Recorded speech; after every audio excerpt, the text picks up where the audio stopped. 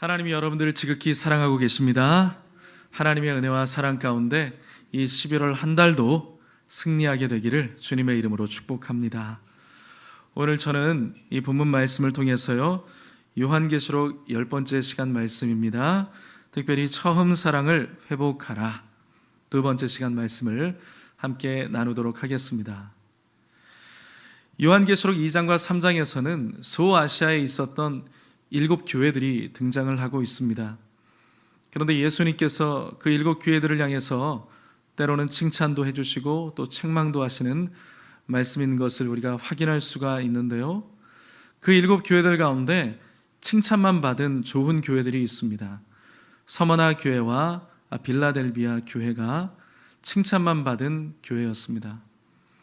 반대로 안타깝게도 책망만 받은 그런 교회도 있었습니다. 바로 사대와 라오디게아 교회가 바로 그런 교회였던 것입니다. 그런데 오늘 우리가 읽은 이 에베소 교회는 예수님 앞에 칭찬도 받고 책망도 받은 그런 교회였다는 것을 우리가 볼 수가 있습니다. 먼저 우리는 지지난주였죠. 지난 시간 통해 가지고 이 에베소 교회가 칭찬받았던 내용들에 대해서 우리가 함께 살펴보았습니다.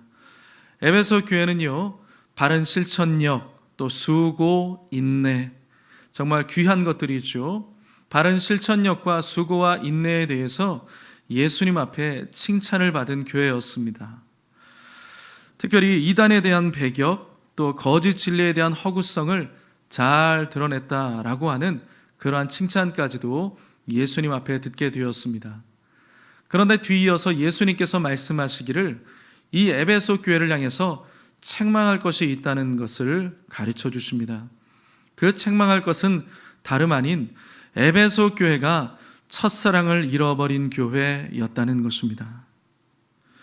처음에는 참 하나님을 순수하게 열정적으로 잘 믿고 따르는 교회였는데, 시간이 지나가면서 에베소 교회는요, 처음에 가지고 있었던 순수했던 그 예수님을 향한 사랑과 복음에 대한 열정이 식어지고 말았다는 것입니다. 그러니까 처음에 예수님을 믿고 교회에 나올 때는 너무나 기대감이 충만함으로 나왔다는 것입니다. 또 예배 시간에 나올 때는 감격적인 눈물을 흘리면서 은혜를 받고 무슨 말씀을 듣던지 아멘으로 화답하면서 그렇게 하나님 앞에 예배했던 귀한 신앙이었습니다. 그런데 시간이 흘러가면서 어느덧 그 신앙이 습관적인 신앙, 사무적인 신앙으로 그렇게 흘러가고 말았다는 것입니다. 그러니 신앙생활 오래 하면서 듣고 경험했던 것들이 너무나 많이 있지 않겠습니까? 그런 것을 바탕으로 해가지고 잘못된 것은 아주 자연스럽게 판단을 하고요, 심지어는 이단까지도 배격할 수 있는 능력을 갖춘 교회가 바로 에베소 교회였다는 것입니다. 그렇지만 자신이 알고 있는 그 생각의 틀에 갇혀버렸죠. 그래서 자기가 알고 있는 것이 다인 줄로만 알고 하나님의 시선으로 보지 못하고 자기의 판단으로 다른 사람들을 판단하면서 심지어는 예배도 또 말씀도 교회도 판단하는 그런 안 좋은 지경에 이르게 되었다는 것입니다. 그러니 어떻습니까? 그렇게 훌륭하다고 칭찬을 받았던 요소였던 실천력, 바른 실천력과 수고와 인내, 그 모든 것들이 점점 시간이 흘러가면서 처음과는 다르게 완전히 퇴색되고 생명력은 하나도 없고 겉모습만 그럴듯한 영혼 없는 봉사와 섬김이 되고 말았다는 것입니다. 그런 에베소 교회를 향해서 예수님께서는요, 이러한 처방을 내려주셨습니다. 본문 5절 말씀인데요, 같이 읽어보도록 하겠습니다. 그러므로 어디서 떨어졌는지를 생각하고 회개하여 처음 행위를 가지라. 만일 그리하지 아니하고 회개하지 아니하면 내가 내게 가서 내 촛대를 그 자리에서 옮기리라. 이 말씀에서 볼 수 있는 것처럼요, 예수님께서는 에베소 교회를 향해서 몇 가지 처방을 내리시는 것을 볼 수 있습니다. 3가지 처방이었죠. 첫 번째, 생각하라는 것입니다. 두 번째, 회개하라는 것입니다. 세 번째, 행동하라라고 말씀하고 있습니다. 첫 번째, 생각하라는 것은 어떤 것일까요? 여러분, 우리가 무슨 일을 하든지요, 열심히 하는 것도 굉장히 중요한 것이지만 맞는 방향으로 과연 가고 있는지 그것을 항상 생각해야 된다는 것입니다. 예를 들어 가지고 열심히 했어요. 그런데 도둑질이었어요. 감옥 가겠죠. 열심히 했어요. 그런데 거짓말만 열심히 했어요. 사기치는 사람이 되겠죠. 그렇지 않겠습니까?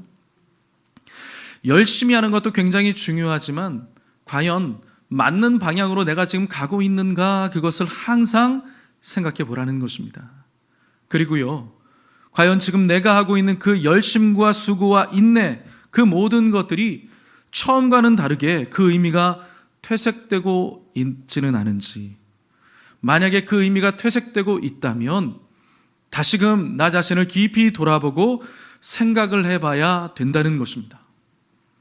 두 번째로 회개하라고 말씀을 하고 있습니다. 우리가 혹시 하나님 앞에 열심을 품는데 하나님을 사랑하는 마음으로 열심을 품고 있는 것인지, 아니면 나의 의를 드러내기 위해서 열심히 하고 있는지 나 자신을 잘 돌아보고 생각하고 잘못되이 행하고 있다면 그것을 회개해야 된다는 것입니다. 영혼 없이 내가 봉사하고 있다면 우리는 회개해야 된다는 것이죠. 그리고요, 내 마음 가운데 하나님이 주신 지식을 가지고 다른 사람들을 쉽게 판단하고 있다면 우리는 회개해야 되겠죠.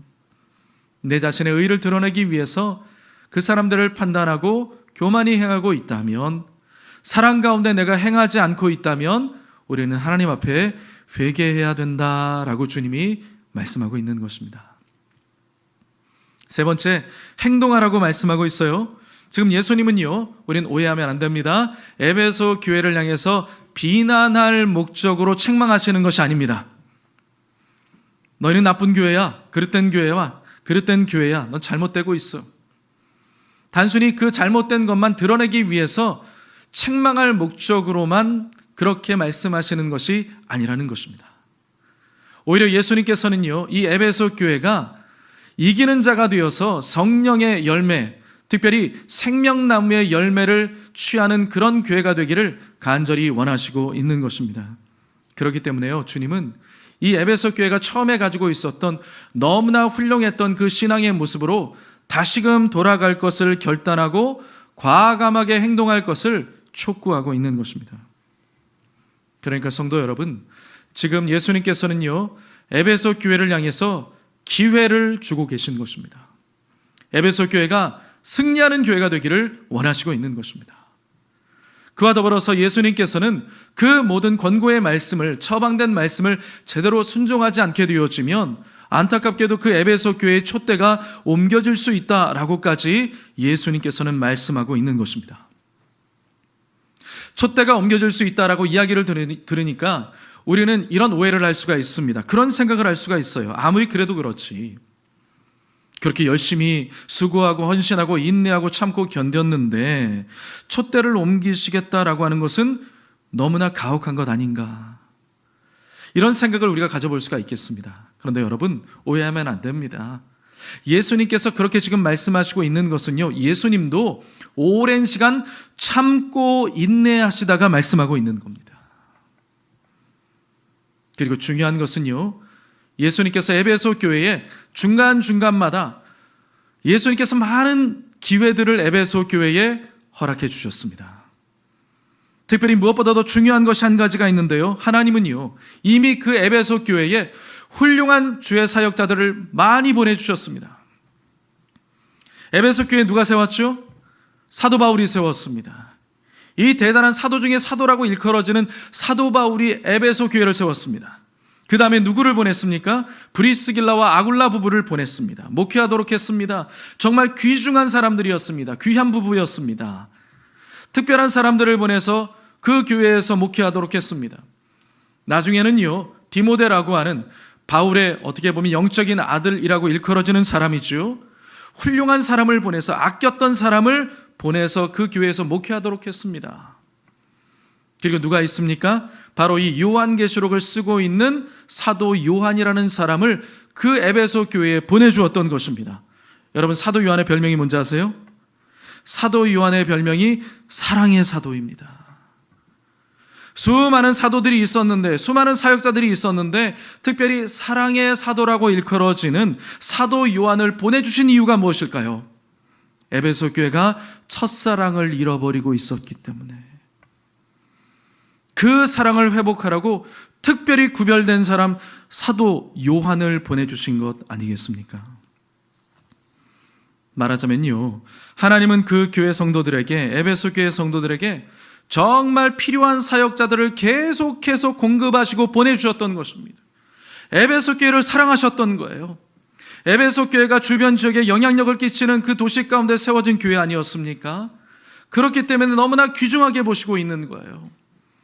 그래서 주의 사역자들 가운데 빼고 뺀 사람을 보내주시면서, 사랑의 사도라고 일컬어지는 사도 요한까지 보내주시면서 첫사랑을 잃어버리지 말아라. 그들이 지금 잃어버리고 있는 것들을 회복할 것을 주님께서 원하셨다는 것입니다. 그런데 안타깝게도 어떻게 되었습니까? 예수님 앞에 책망 듣는 단계까지 가게 되었다는 것입니다. 성도 여러분, 오늘 이 시간 말씀을 우리가 함께 들으면서 에베소 교회의 모습을 묵상해 보았으면 좋겠습니다. 그리고 나의 모습을 한번 돌아볼 수 있는 시간이 되었으면 좋겠습니다. 그리고요, 회개할 것 있다면 우리 회개하게 해요. 우리가 연약하지 않습니까? 부족한 사람들입니다. 그래서 예수님 믿고 살아가지만 연약하고 부족한 모습들 참 많이 보이죠. 그럼 우리 어떻게 해야 됩니까? 내 자신을 있는 모습 그대로 하나님 앞에 내려놓고 기도하는 겁니다. 하나님, 내가 잘못했습니다. 부끄럽게 죄를 지었습니다. 죄송합니다. 긍휼을 베풀어 주십시오. 회복시켜 주십시오. 예수님의 성품 닮아갈 수 있도록 나를 좀 붙잡아 주십시오. 다시 회복하게 해 주십시오. 솔직하게 그렇게 주님 앞에 나아가 회개하면 되는 것입니다. 그래서 여러분, 다시 그 순수했던, 열정으로 가득했던 주님을 사랑하는 그 마음이 여러분들 모두에게 회복되기를 주님의 이름으로 축복합니다. 여러분, 그렇게 에베소 교회는요, 마치 불 꺼진 냉랭한 난로와 같은 교회였습니다. 멀리서 바라봤을 때는 주변을 따뜻하게 해줄 만한 근사한 난로라고 생각을 했는데, 오히려 가까이 가서 보니까 불 꺼진 냉랭한 난로와 같은 그러한 형국이었다는 것입니다. 그런데 예수님께서는 포기하지 않고 그 에베소 교회가 정말 시뻘건 불길로 활활 타오르는 그 난로의 역할을 감당해주는 그런 교회가 되기를 간절히 원하시고 계셨던 것입니다. 그래서 그 에베소 교회를 향해서 세 가지 처방을 내리셨죠. 첫 번째, 생각해보라. 두 번째, 잘 생각해보고 잘못된 것이 있다면 회개하라.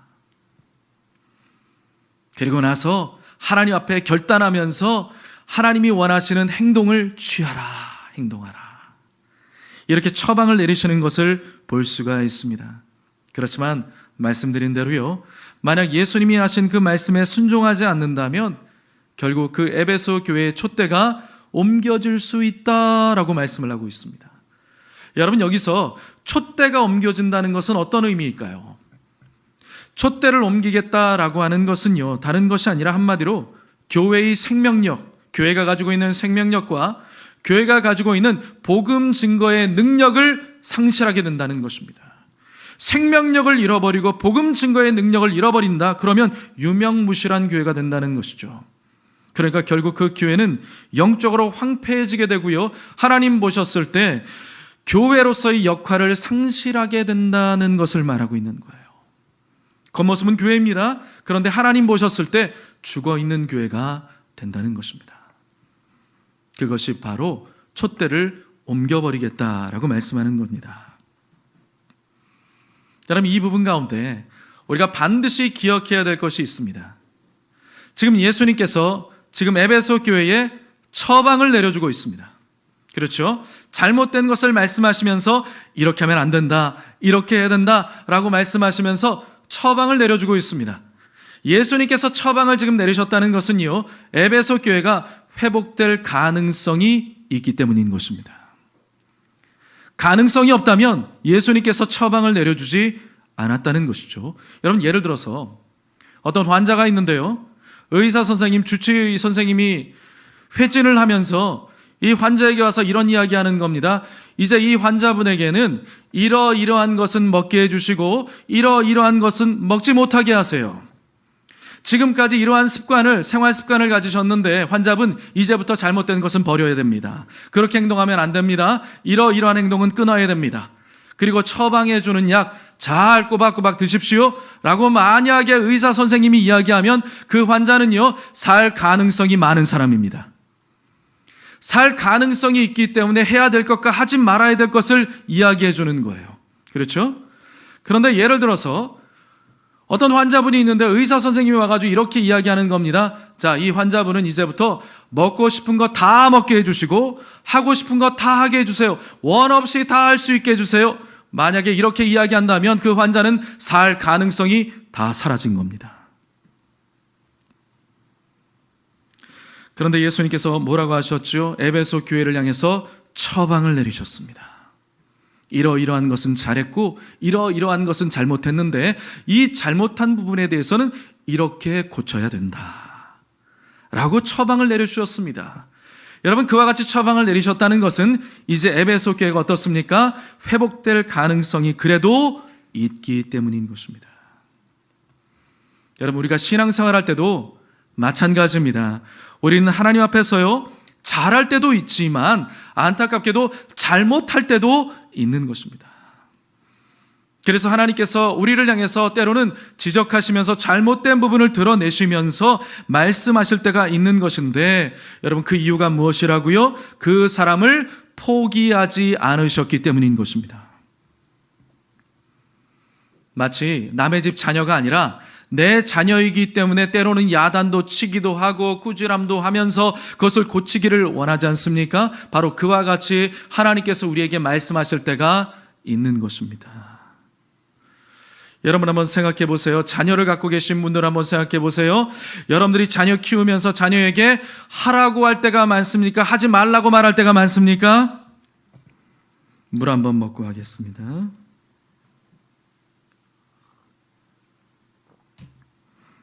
언제가 더 많아요?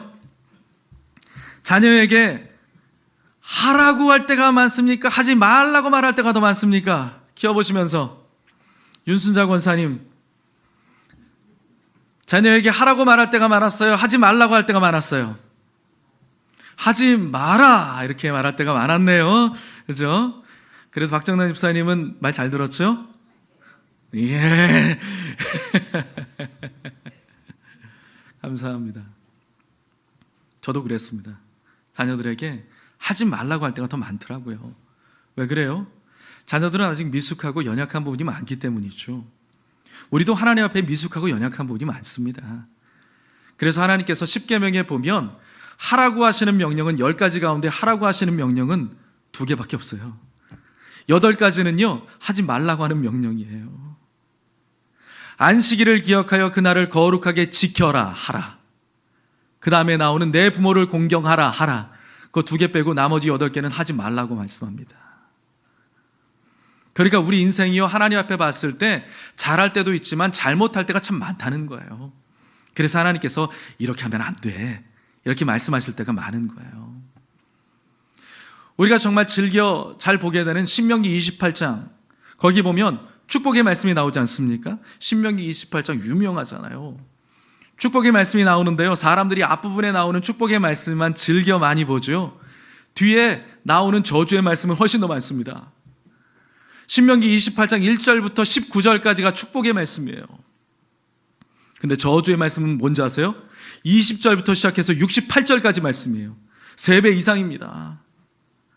이러이러하게 하면 너희가 복을 받는다. 들어와도 복을 받고 나가도 복을 받고 앉아도 복을 받고 일어서도 복을 받고 교회에 있어도 복을 받고 교회에 나가서 사회에서 생활할 때도 복을 받고. 할렐루야. 아멘 하신 권사님 복을 받을지어다. 모든 분들이 다 그렇게 복 받길 바랍니다.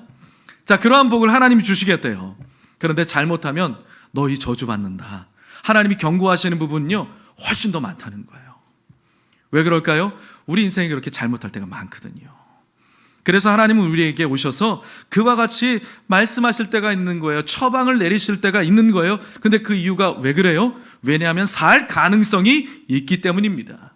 우리를 포기하지 않으셨기 때문에 여전히 우리에게 말씀하시고 있는 것이죠. 그런데요, 아무리 말을 해도 하나님 말에도 듣지 않는다면 하나님은 더 이상 말씀하지 않으십니다. 그런데 감사하게도 하나님은요, 이 에베소 교회를 포기하지 않고 이렇게 말씀하십니다. 자, 오늘 본문 7절 상반절 말씀을 같이 읽어보겠습니다. 귀 있는 자는 성령이 교회들에게 하시는 말씀을 들을지어다. 아멘. 교회들을 향해서 성령님이 여전히 말씀하시고 있다. 여러분, 이것은 무엇입니까? 희망이 있다는 것입니다. 그렇죠? 희망이 있고 가능성이 있다는 것입니다. 여전히 이 시대 가운데 우리에게 말씀해 주시고 교회를 향해서 성령님께서 운행하시면서 말씀해 주신다라는 것은 여전히 가능성이 있고 희망이 있다는 것입니다. 그래서 여러분, 다시 회복하기를 원하고 다시 일어서기를 원하고 다시 활활 타오르는 난로와 같은 교회가 되기를 원한다면 우리는 성령님의 음성을 잘 듣고 그 음성 가운데 순종함으로 행동해야 된다는 것입니다. 그렇게 되어질 때 또 한 가지의 약속을 우리에게 해주고 있습니다. 본문 7절 마지막에 주님은 이런 약속을 하십니다. 같이 읽어볼까요? 이기는 그에게는 내가 하나님의 낙원에 있는 생명나무의 열매를 주어 먹게 하리라. 아멘. 생명나무의 열매를 주어 먹게 한다고 그렇게 주님께서 말씀하시고 있는 것입니다. 생명나무 어디 나오죠? 창세기에 벌써 등장하고 있습니다. 하나님이 이 땅에 만드신 에덴 동산에 보면요, 생명나무와 선악을 알게 하는 나무가 동산 중앙에 위치하고 있었습니다. 창세기 2장 9절 말씀입니다. 여호와 하나님이 그 땅에서 보기에 아름답고 먹기에 좋은 나무가 나게 하시니 동산 가운데에는 생명나무와 선악을 알게 하는 나무도 있더라. 아멘. 원래 사람은요, 에덴 동산에 있는 그 생명나무 열매를 먹으면서 하나님과 더불어서 영원한 생명을 누리며 살게 되어 있는 존재였습니다. 그런데 아담과 하와가 하나님 앞에 불순종하고 범죄하게 되면서 그들이 에덴 동산에서 쫓겨나게 되었고요, 생명나무 열매를 더 이상 먹지 못하게 되었던 것입니다. 그런데 무슨 일이 벌어지죠? 요한계시록에 말씀하고 있는 것처럼 이제 마지막 때에 마침내 주님께서 이 땅에 오실 때 모든 악이 다 멸망당할 것입니다. 그리고 모든 성도들은요, 회복된 낙원에 거하게 된다는 것입니다. 그러면서 그 낙원 안에서 주시는 하나님의 생명나무 열매를 먹으면서 영원한 생명을 누리는 존재로 우리는 살 수 있게 되는 것입니다. 자, 마지막 말씀인데요, 우리 함께 읽어보겠습니다. 요한계시록 22장 2절 같이 읽어보시죠. 길 가운데로 흐르더라.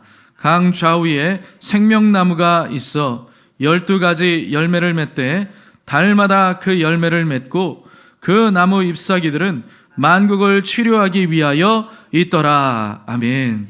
주님이 약속하신 새 하늘과 새 땅에서 생명나무 열매를 먹으면서 영원한 복락을 누리는 저와 여러분들이 되어진다고 성경은 말씀하고 있습니다. 어떤 사람들에게요, 비록 좀 잘못한 경우도 있지만 하나님 앞에 회개하고 생각하고 회개하고 돌이키며 다시금 주님께로 나아가 첫사랑을 회복하며 하나님께로 바로 서며 주님이 가신 그 길을 믿음을 가지고 다시 걸어 나아가는 그 모든 사람들에게 주님께서 약속하신 영원한 복락을 누리는 생명의 강수를 누리는 천국이 예비되어져 있다. 이기는 그들에게 그 모든 것들이 예비되어 있으니 에베소 교회 성도들아, 다시 그 첫사랑을 회복하라. 순복음 광주 제자들 교회 성도들아, 다시 그 첫사랑을 회복하라고 주님께서 말씀하고 있는 것입니다. 사랑하는 성도 여러분, 이 만물의 마지막 시대에 성령께서 말씀하시는 그 음성을 듣게 되시기를 바랍니다. 그리고 그 음성 가운데 회개할 것 있다면 우리 회개하시게요.